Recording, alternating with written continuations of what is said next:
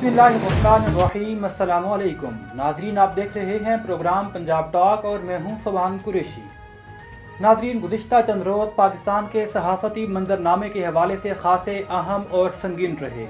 इस दौरान दो अहम डेवलपमेंट सामने आई हैं, जहां पहले तो कराची में मशहूर निजी चैनल के मारूफ एंकर पर्सन इकरारुल हसन को हसास इदारे की जानिब से मुबैना तौर पर बदतरीन बल्कि गैर इंसानी तशद्दुद के जिसे आम अल्फाज में थर्ड डिग्री का नाम दिया जाता है उसका निशाना बनाया गया।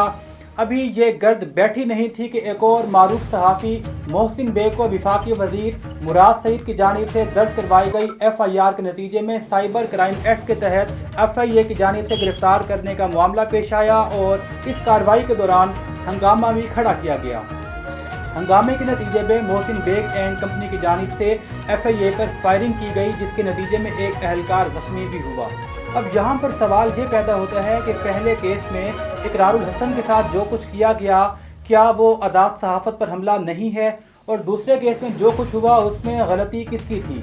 एक एंगल तो ये है कि मोहसिन बेग जो माजी में पाकिस्तान तहरीक इंसाफ के खासिम खास थे, मगर कुछ अरसे से वो हुकूमत के ख़िलाफ़ बड़ी सख्त बल्कि कभी कभार तो गैर अखलाकी गुफ्तगू भी कर जाते हैं, और यही कुछ इस आखिरी प्रोग्राम में हुआ कि जिसके बाद उनके खिलाफ FIR दर्ज करवाई गई। मगर क्या उनका जुर्म इस हद तक ख़तरनाक था कि FIA बगैर वारंट के उनके घर तक पहुंची गिरफ्तारी के लिए, और फिर सब हंगामा और उसके बाद उसके नतीजे में गैर कानूनी इकदाम सामने आए।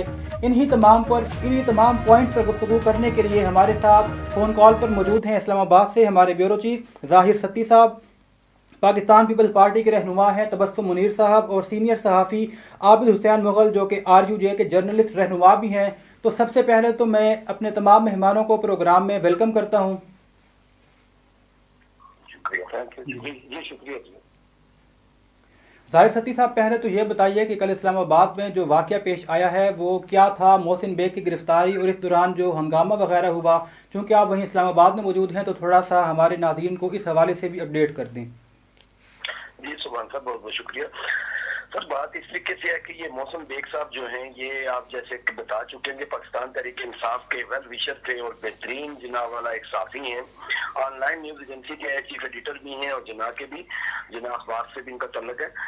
अब अंदाजा लगा सकते हैं कि 9 बजे एक FIR होती है लाहौर के अंदर, ठीक है, FIA के पास, और 9 बजे FIR उनके 1 घंटे के अंदर FIA के सिविल कपड़ों में मलबूस जो खास हैं वो उनके घर पर जाते हैं और वहां पे जाकर उनको गिरफ्तारी की कोशिश करते हैं। उसके बाद जो वाकया होता है वो तमाम सोशल मीडिया पर, इलेक्ट्रॉनिक मीडिया पर वो सामने आ जाता है। अब जो अदालत के पास जाके उन्होंने बयान दिया, उन्होंने कहा कि जी हमें तो ये पता चला कि शायद ये कोई चोर डाकू थे, कौन थे, सिविल कपड़ों में हमारे पास आए। अदालत ने भी ये कहा कि ये जो छापा था ये गैर कानूनी था, क्योंकि इसके वारंट उनके पास नहीं थे, बगैर वारंट के वो वहां पे दाखिल हुए FIA के जो मीम थे, तो इस वजह से ये वाकया पेश आया।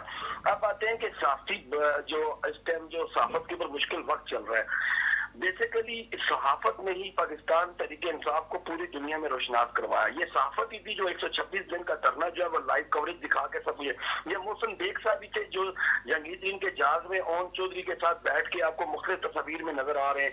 आज ओन चौधरी कहाँ पे हैं, आज कहाँ पे हैं मोहसिन बेग साहब, और मोहसिन बेग साहब किस किस्म की चीजें बर्दाश्त कर रहे हैं। अब इकरारुल हसन का जो वाकया है वो भी आपके सामने है कि इकरारुल हसन के साथ जो IB के लोगों ने किया है। अब अंदाजा लगा सकते हैं कि यहाँ तक कि जिस चैनल के ऊपर बैठ के बात हुई थी मोहसिन बेग साहब की जीव और वरीदा फारूकी के प्रोग्राम में, उस चैनल को भी आफिर कर दिया गया, पूरे चैनल को सजा दे दी गई। लेकिन ये चैनल वही है, आप जरा याद रखिएगा सुभान साहब, ये वो चैनल है जिस चैनल ने सबसे पहले जो हमारे चेयरमैन नैब है जस्टिस जावेद इकबाल, उनकी वीडियो वायरल की थी, सबसे पहले इस चैनल पे चली थी। जब हुकूमत को जरूरत होती है तो ऐसे चैनलों को इस्तेमाल किया जाता है, और जब उस चैनल पे हुकूमत के खिलाफ बात होती है तो उस चैनल को बंद कर दिया जाता है। ये सहाफत के ऊपर कड़ा वक्त चल रहा है इस टाइम। और आज अभी जो मेरे पास लेटेस्ट इत्तलात है कि सेनेट के इजलास के अंदर साथियों ने एहतजाज किया है, और डिप्टी चेयरमैन सेनेट ने और सेनेटर एजाज चौधरी ने साथियों को जाके मिन्नत समाजत की है, और इस हवाले से बात की है कि इकरारुल हसन के हवाले से भी, मोहसिन बेग साहब के हवाले से और न्यूज़ वन की बंदिश के हवाले से उनको मिन्नत समाजत करके वापस कहा कि सेनेट में आप आए और हमें कवरेज दें। तो जब इनको हमारी जरूरत है साफी बरादरी की, तो फिर साफी बरादरी के ऊपर इस तरह के जो रियासती हमले हैं वो इस किस्म के नहीं होने चाहिए। अगर मोहसिन बेग साहब ने कोई बात गलत की है तो बिल्कुल आप उनको परसू करें, लेकिन मोहसिन बेग साहब ने जो बात की है उसका कंटेक्स्ट जो कहीं और है, वो रेहाम खान को भी तो लाया जाए ना। जिस रेहाम खान ने ये किताब लिखी, जिसने पहले ये डॉक्यूमेंट लीक किए, उस रेहाम खान को भी तो बुलाया जाए ना। ये वही पाकिस्तान तहरीक इंसाफ की पुरानी मादर मिल्लत है, उस मादर मिल्लत से भी पूछा जाए कि उसने ऐसी नौ बातें लिखी क्यों हैं। जी चलें, ठीक है, आपने जो तमाम तर वाक़या कल पेश है उसके हवाले से बड़े अच्छे अंदाज में हमारे नाजरीन को आगाह किया। मुग़ल साहब, मैं आपकी तरफ बढ़ने से पहले अपने प्रोड्यूसर को साहब की तरफ जाऊंगा कि इकरारुल हसन साहब ने रिहा होने के बाद, जो तशद्दुद झेलने के बाद उनका पॉइंट ऑफ व्यू सामने आया, काइंडली प्रोड्यूसर साहब अगर मुमकिन है तो वो क्लिप उनका चलवाइएगा कि उनके इस हवाले से क्या रिमार्क थे, और फिर हम मुग़ल साहब से इसके हवाले से फिर उनका तबसरा जानते हैं। मैं इकरार भाई ये बता दें मुझे, 5 लाख लोगों ने पूछ लिया है कि इकरार भाई कैसे हैं, तो रात तकरीबन 2:30 बज रहे हैं, बात किसी अस्पताल से आप घर जा रहे हैं इंशाल्लाह। जी अब बेहतर हूँ, बस सर पे कुछ टांके लगे, जख्म तो बहुत सारे हैं, जितने जख्म आपके दिख रहे हैं, मगर शोल्डर डिसलोकेट हुआ है, जो कि शुरू में रियलाइज नहीं हो रहा था, जब एक्सरसाइज किए तो अंदाजा हुआ, और ज़ाहिर एक्सरसाइज उसकी पेट बढ़ना शुरू हो गई है, तो कंधा अपनी जगह से हिल गया है, सर पे टांके लगे हैं। मुझे कहा गया है कि सीटी स्कैन करवाएं, कहीं ब्लड क्लॉट ऐसा ना हो कि जो खुदा न खास्ता अभी करवा रहे हैं, अभी जाते हुए कहीं ना कहीं से करवा लेंगे, लेकिन अभी अल्हम्दुलिल्लाह बहुत सारे लोगों की दुआओं के सदके मैं बेहतर हूँ। बस वो एक ट्रॉमा भी है जिससे हम गुजर रहे हैं, वो जहनी तौर पर भी, कि आपको आपके मुल्क का, जिस मुल्क की खिदमत की आप कोशिश कर रहे हैं, जिस मुल्क के एक इदारे को बेहतर करने की आप कोशिश कर रहे हैं, जिस मुल्क के एक इदारे के करप्ट आदमी को आप उनके अफसरान के सामने बहुत बाइज्जत तरीके से ले जाके एक्सपोज करेंगे, सर इसका कुछ कीजिए, उस इदारे ने आपको आपके कपड़े उतरवा के गन पॉइंट पे आपके जो अराकीन है कि वरना इनको गोली मार दी जाएगी, आपकी वीडियो बनानी है, तो वो वीडियो जब बनती है आपकी, तो वो एक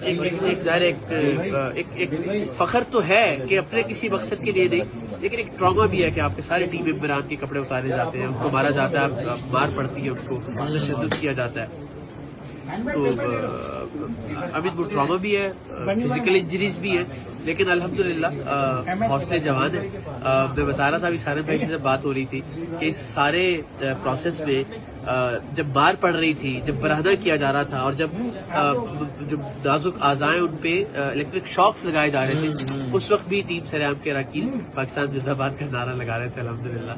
तो इससे आप अंदाजा कीजिए कि ये कारवां रुकेगा नहीं, सच का सफर जारी रहेगा। ये मारे, ये दंगा करके वीडियोस बनाना। तो जी आबिद हुसैन मुग़ल साहब, इकरारुल हसन का जो केस है उसको आप किस तरीके से देख रहे हैं, जो एक रियासती हसास इदारे की जानिब से बदतरीन तशद्दुद, बल्कि उन पर जो 3rd डिग्री इस्तेमाल की गई, एक सहाफ़ी हैं, एक ज़िम्मेदार सहाफ़ी हैं, और सब जानते हैं कि जर्नलिस्ट के अंदर जो वो काम कर रहे हैं जर्नलिज्म में, उनका क्या किरदार है, तो थोड़ा इस हवाले से भी बताते चलें, और जो मोहसिन बेग का मामला है इस पर आपका क्या पॉइंट ऑफ व्यू है ये भी बता दें। जी बहुत शुक्रिया। ऐसे है कि ये दोनों वाक़या मैं समझता हूँ कि ये हुकूमत की तरफ से ही है कि एक इंटेलिजेंस अदारे की तरफ से सहाफ़ियों की इस तरह जदोकोब करना और इस तरह उनको अपने कमरों में बंद कर लेना और उन पर मैं समझता हूँ कि बदतरीन तशद्दुद करना, और उसके बाद फिर हुकूमत की तरफ से कोई इक़दामात ना किए जाना, मुकदमे का अंदराज, और अंदराज के बाद उनकी गिरफ्तारी का अमल में ना आना, और मैं समझता हूँ ये सारी चीजें इस चीज की तरफ इशारा करती हैं कि पाकिस्तान तहरीक इंसाफ ने मैं समझता हूँ कि सहाफ़ियों के साथ अपनी जो जंग का ऐलान कर दिया है। और मैं तो ये कहता हूँ कि इमरान खान साहब जो हैं वो तो मोहसिन बेग साहब उनके बड़े करीबी दोस्त थे, और उनकी हुकूमत बनाने में, उनका मामला को सीधे करने में उनका बड़ा किरदार रहा है। लेकिन अगर उन्होंने कोई तनकीद की है तो उसका एक फोरम होता है, उसका एक तरीकाकार होता है, और फिर मोहसिन बेग जैसे बंदे को गिरफ्तार करने के लिए कौन सा कोई प्लटून की जरूरत थी या इतने बड़े एक्शन की जरूरत थी? उनको टेलीफोन कॉल की जरूरत थी कि आप यहाँ पे आए या बाहर आए, किसी भी जगह से उनसे गिरफ्तार उनको किया जा सकता था। घर में जाके बच्चों को जबरदस्ती करना, उनकी फैमिली को करना, उनके तशद्दुद करना बदतरीन, और फिर वहाँ पे सादा कपड़ों में एहलकारों का दीवारें फलांग के अंदर दाखिल हो जाना, ये सारा मैं समझता हूँ कि ये रियासती दहशतगर्दी की एक बदतरीन मिसाल है। और ये सहाफ़ियों के खिलाफ मुसलसल, छोटे शहरों में हो या बड़े शहरों में हो, सहाफ़ी जो बंदा हुकूमत के खिलाफ बात करता है उसको, उसके खिलाफ इसी तरह को उसको सबक दिया जाता है ताकि दूसरे लोग डर जाएं। लेकिन ये उनकी, मैं समझता हूँ कि ये वो गलत सिमत में जा रहे हैं। इंशाल्लाह ताला ना साथी पहले से भी डरे थे, आप कितने डिक्टेटर आए हैं उनका मुकाबला भी हमने किया है और सबका कर रहे हैं और इंशाल्लाह ताला करेंगे भी। और इंशाल्लाह ताला इन केसों में हुकूमत को इंशाल्लाह ताला साथियों की तरफ से एक भरपूर जवाब भी दिया जाएगा। हम भी अपनी सेंट्रल एग्जीक्यूटिव कमेटी का इजलास कर रहे हैं और मोहसिन बेग साहब वाले मामले में और अकरारुल हसन साहब के मामले में जो इंशाल्लाह ताला हम भरपूर जवाब देंगे और मुल्क की एहतजाजी मुजाहरे भी करेंगे ताकि इस हुकूमत को होश के नाखून ले। और खान साहब को चाहिए कि अपने जो उनके लोग हैं, उनके जो कार्य खास मैं समझता हूँ जो गुजरा है, उनको भी एक सिमत में रहना चाहिए या एक उनकी जो एक उनको रास्ता वो तयन करें। चलें आबिद साहब ठीक हो गए, छुट्टी ना दें, इतनी छुट्टी ना दें कि वो साथियों जी के गले पड़ रहे हैं। ठीक है आबिद हुसैन साहब, आपका आबिद साहब ठीक है, आपका पॉइंट आ गया। उनसे भी वो कर रहे हैं, ये तो बिल्कुल ना। आबिद हुसैन साहब ठीक हो गया, आपका पॉइंट आ गया। तबस्सुम मुनीर साहब, अपोजिशन तो अपने ही एक अंदाज में चल रही है और हुकूमत के खिलाफ अदम एतमाद की तहरीक में और लॉन्ग मार्च में वगैरह वगैरह अपोजिशन की जानिब से इस तमाम मामले पर अभी तक कोई खुलकर बयान सामने आया नहीं है। हालांकि जो सहाफ़ी हैं, जो सहाफ़त है, जर्नलिज्म है, ये रियासत का चौथा सुतून समझा जाता है। क्या समझते हैं कि इस इशू के ऊपर जो अपोजिशन की जानिब से खामोशी नज़र आ रही है, इसको किस हवाले से आप देख रहे हैं? भाई पहले तो बात यह है कि ये जो वाक़यात हुए हैं ये जुल्म और बर्बरियत की इंतहा है और रियासती जो दहशतगर्दी है उसकी एक बदतरीन मिसाल है कि आपके दोनों साथी अदराब जो हैं वो वेल रिपोर्टेड और यानी उनको उनके घर के अंदर दाखिल होकर उनको गिरफ्तार करना और जैसे मौसम देख के हवाले से पता चला कि उनके कंप्लेनेंट जो हैं वो मुराद सईद साहब हैं और एफआईआर जो है वो लाहौर में बाद में काटी जाती है और पहले उनके घर में घुसा जाता है। तो ये तो बौखलाहट का एक आलम है पूरी हुकूमत पर कि जो भी इनके खिलाफ, खा वो साफी हो, खा वो आम शहरी हो, सब जो है वो सिटीजन हो, जो भी बात करेगा वो ये उसको जो है वो इंतकाम का निशाना बनाएंगे। ये इस तरह तो नहीं है। आप देखें उसके इकरारुल हसन साहब का कि एक पर्सनल जो है वो उसकी करप्शन को बेनकाब करने पर उनको जुल्म और बर्बरियत का निशाना बनाया गया, उनको जिस्मानी तशद्दुद का निशाना बनाया गया। अभी चंद मिनट पहले जब कोर्ट में पेश किया मोहसिन बेग साहब को तो उनका क्लिप वो अभी मैं देख रहा था कि उनका बुरा हाल हुआ उनके चेहरे पर तशद्दुद के निशानात हैं। तो ये जुल्म और बर्बरियत की इंतहा है। अगर आपको वो मुराद सईद साहब की तो फिर ये है कि वो पार्लियामेंट से एक बिल पास करवा रहे हैं ना इसके नामों से मुराद सईद वो बिल पास करवा रहे हैं ताकि जो है कोई उसके खिलाफ बात ना करे या इनके खिलाफ बात ना करे या खान साहब के खिलाफ या इनकी हुकूमत की जो ये नायारियां हैं। तो दूसरी बात की है आपने अपोजिशन ने तो ज़ाहिर कंडेम किया है तमाम, जहाँ तक मैंने मीडिया में देखा है सिविल सोसाइटी को निकलना चाहिए। चलें ठीक है, तबस्सुम मुनीर साहब पॉइंट आपको आ गया। ज़ाहिर साहब, इकरारुल हसन साहब वाला जब वाक़या पेश आया तो हमने देखा कि सहाफ़ती तंजीमों की जानिब से जो आवाज़ें बुलंद की गई थी दबी आवाज़ें थीं। आप और हम सहाफ़त के पेशे से वाबस्ता हैं, क्या समझते हैं कि इस मौका पर सहाफ़ती इदारों का जो रद्द-ए-अमल है वह मायूस कुन नहीं है क्या? सर बिल्कुल जी, सुभान भाई आपकी बात बिल्कुल 100% ठीक है। इसकी आवाज दबी क्यों थी? इसलिए आवाज दबी थी कि ARY को दूसरा PTV समझा जाता है। ARY चैनल जो है वो तरीके इंसाफ का बगल बच्चा चैनल समझा जाता है। आप देख लें कि जहाँ भी बैरूनी जगह मालिक हैं या वहाँ पे भी जहाँ भी है वहाँ पे कोशिश की जाती है कि पाकिस्तानी तरीके इंसाफ को बेस्ट से बेस्ट कवरेज जो है ARY दे रहा होता है। ARY अपने आप को PTV2 के नाम से पूरी मीडिया इंडस्ट्री में अपने आप को मशहूर करवा चुका है। जब उसके साथी जो एक एंकर हैं, बड़े मशहूर एंकर हैं, बहुत सी बुराइयों को उन्होंने वो सामने लाए आवाम के सामने और उस पर एक्शन भी हुआ है, लेकिन उनकी जो चैनल की पॉलिसी है उससे कहीं ज्यादा जो है जो हमारी साथी बिरादरी है वो इतराज रखती है। वो कहते हैं कि यार ये एक खाली हुकूमत को सपोर्ट करते हैं। जैसे मैं आपको मशहूर वाक़या बताता हूँ, हमारा एक वाक़या हुआ कोटली सतिया का, एक बच्चा था उसामा सती शहीद, वो जैसे ही उसके साथ ये वाक़या होता है तो ARY ने टिकट चलाना शुरू कर दिया कि वो दहशतगर्द मारा गया है। अभी ARY की साफत की वजह से ARY के एंकर जो हैं या उसके जो आगे नुमाइंदे हैं या उसके जितने भी आगे न्यूज कास्टर हैं वो भी आवाम के अंदर जो है वो गैर मकबूल होते जा रहे हैं। तो इस वजह से उनकी जो थोड़ा सा जो हुआ है जो इकरारुल हसन साहब का, दूसरा इकरारुल हसन साहब के साथ जो अभी आयशा केस था, उस केस में जो इकरारुल हसन साहब ने किरदार अदा किया था, उस वजह से भी आवाम में जो है शदीद गम गुस्सा पाया जाता है। लेकिन जो कुछ भी है वो एक साफी है, उनके साथ ज्यादती हुआ है, उनके साथ जुल्म हुआ है और सरकारी अफसरान ने किया है, सरकारी मुलाजिमीन ने किया है। उसके बाद तमाम साथी तंजीमों को और नेशनल प्रेस क्लब की तरफ से तो अभी आ चुका है, एहतजाज की कॉल दे दी है और हमारी जो फेडरल यूनियन ऑफ जर्नलिस्ट है उसने भी एहतजाज की कॉल दे दी है, अहमद सैयद सिजाद साहब ने भी कॉल दे दी है और हमारे सदर नेशनल प्रेस क्लब के जो है अनवर रजा साहब ने भी जो एहतजाज की कॉल दे दी है। जब ये तकरीबन आल पाकिस्तान में एहतजाज शुरू हो जाएंगे इंशाल्लाह। चलें, ठीक हो गया। आबिद हुसैन मुगल साहब, हमने देखा कि इससे पहले भी इस किस्म का एक वाक़या पेश आया था जहां एक मखसूस इदारे के कुछ अफराद पर जब हसास इदारे की जानिब से तशद्दुद और तोड़फोड़ की गई थी तो तूफ़ान बर्पा करने की कोशिश की गई थी, आज़ाद सहाफ़त पर उसे हमला करार दिया गया, गद्दारी और इस टाइप की बातें की गई, धरने और जुलूस निकाले गए। क्या समझते हैं कि इस बार जब इकरारुल हसन का वाक़या आया तो वो ग्रुप क्यों खामोश है? क्या आज़ाद सहाफ़त का ताल्लुक महज एक मखसूस ग्रुप तक रह जाता है या मखसूस इदारे के साथ चपकलिश होने की वजह से महदूद रहता है? इस हवाले से थोड़ा सा ब्रीफ करते चलें। जी बिल्कुल, मैं अपने साथी की बात से इत्तेफाक करूंगा कि असल में मामला ये है कि ARY ने अपना जो पिछले 3 साल में जो किरदार अदा किया है वो PTV वाला किरदार था उनका, और इसी वजह से जो दूसरे चैनल हैं या मीडिया से तलब रखने वाले ग्रुप हैं वो उनकी ARY से बन नहीं रही थी, जिस वजह से वो ARY वाले, और ये मैं समझता हूँ कि जो हम वर्कर जर्नलिस्ट हैं, जो सहाफ़ी हैं, उनके लिए बड़ी ये परेशानी वाली बात है कि जो मीडिया के ग्रुप्स हैं वो ग्रुप्स बन चुके हैं और वो मुख्तलिफ ग्रुप्स में तकसीम हो चुके हैं। ऊपर जो बैठे हुए लोग हैं जो मीडिया के, मैं समझता हूँ कि वो चला रहे हैं सारे सिस्टम को, वो मुख्तलिफ ग्रुपों में तकसीम है। और अगर एक ग्रुप के बंदे का कोई नुकसान होता है, उस पर तशद्दुद होता है, इकरारुल हसन वाला वाक़या है, तो वो ARY और उसके जो हामी लोग हैं वो उसको चला रहे होते हैं। ये ऐसे होना नहीं चाहिए।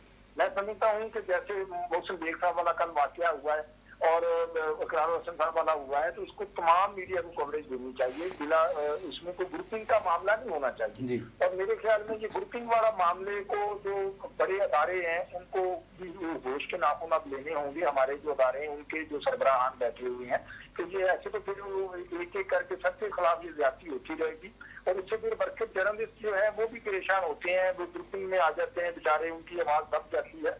और मैं समझता हूँ कि हमने RUJ regional union of journalist ने इलाकाई साथियों की बहुत बड़ी लाहौर में रैली निकाली, तो नेशनल चैनल ने उसकी कवरेज नहीं की। वो इसलिए कवरेज नहीं की है, ये तो छोटे शहरों के साथी हैं, इनके मामला ये छोटे शहरों के हैं, ये क्यों एहतजाज कर रहे हैं, क्यों कर रहे हैं, ये ऐसे भी होना चाहिए। हम जो जर्नलिस्ट हैं जो कौमी चैनलों के साथ, जो अखबार के साथ वो बचता है, उनकी आवाज बुलंद करनी चाहिए। और इंशाल्लाह ताला हम हमारी तंजीम RUJ इसकी आवाज भरपूर बुलंद कर रही है। मोहसिन बेग साहब वाले मामले में, इकरारुल हसन साहब वाले मामले में हमने भरपूर एहतजाज किया है, उस कौमी अखबार में इसकी खबरें भी शाया हुई हैं मोहसिन बेग साहब वाले मामले में। और इंशाल्लाह ताला हम इसका देखते हैं कि जो भी जिस सिमत में ये जाती है, इंशाल्लाह ताला अगर FIA के बाहर कोई एहतजाज का सिलसिला हुआ तो उसमें भी इंशाल्लाह ताला शामिल होंगे। अगर कोई इस्लामाबाद में हुआ तो उसमें भी इंशाल्लाह ताला शिरकत की जाएगी। लेकिन और ये मैं ये आपके प्रोग्राम के हवाले से ये मैं रिक्वेस्ट करूंगा, जो हमारे बड़े चैनल हैं, जो नेशनल चैनल हैं, उनके जो ग्रुप, उनके जो लीडरान हैं, उनके जो सरबराहान हैं, उनको ये सोचना चाहिए कि हम बतौर मीडिया, बतौर सहाफ़ी काम करें, ना कि हम ग्रुपों में तकसीम हो जाएं और चंद लोग हुकूमत की तरफ बैठ जाएं और दूसरे। और मैं समझता हूँ कि हुकूमत को भी इसकी होश के नाखून लेनी चाहिए कि तनकीद जैल तनकीद है। देखिए जिसने किताब लिखी है उसके खिलाफ आप कार्रवाई नहीं कर लेंगे, वो आपको जलील करेगी, तो उससे आप डर रहे हैं। जो बंदे उस किताब का हवाला दे रहे हैं या उसका दिखे ना, वो तो हर बंदा बात करेगा, हम अपने पास तो नहीं कर रहे। वो रियाम खान साहब से पूछे ना, वो इमरान सईद साहब क्यों नहीं जाते, उनके घर चले जाए, उनको मीडिया पे लाए, उनको अदालत में लेके आए, उनके खिलाफ क्यों नहीं केस किया कि मोहतरमा आपने ये बातें क्यों लिखी। तो आप मोहसिन बेग से आप पूछ रहे तो आपके लिए वो टारगेट बन गया, लेकिन वो रियाम खान साहब किधर गई है, उनसे तो बात करें ना इमरान सईद साहब। ठीक हो गया आबिद साहब, आप वक्त था तो उनकी वालदा मोहतरमा होती थी, उनका बड़ा उनसे रिश्ता था, तो उनसे पूछे तो सही के अच्छा आपने मोहतरमा ये बात मेरे बारे में क्यों लिखी है। जी अच्छा बाबर मुगल साहब, एक छोटी सी दरखास्त है कि आपकी इतला के लिए भी अर्ज, मेरे सुभान भाई के लिए भी, कि इसी शो के अंदर एक रिटायर्ड हमारे जनरल साहब भी बैठे हुए थे, ठीक है, उन्होंने भी मोहसिन बेग साहब की बात को एग्री किया था। क्या मुराद सईद साहब उनको भी नोटिस भिजवाएंगे और उनके खिलाफ भी FIR करवाएंगे? करवाएंगे, मेरा ये सवाल है बस। जी चलें प्रोग्राम ठीक है। मैं अपने तमाम मेहमानों का शुक्रिया अदा करता हूं। प्रोग्राम का जो वक्त है वो अख्ताम पजीर है और ज़ाहिर सत्ती साहब जिस तरीके से कह रहे थे बिल्कुल ठीक है कि आइंदा आने वाले वक्तों में अब हम देखते हैं कि क्या मुराद सईद साहब इतनी हिम्मत करेंगे, इतनी हिम्मत का मुजाहरा करते हुए कि उस जनरल साहब के खिलाफ भी कोई FIR वगैरह दर्ज हो।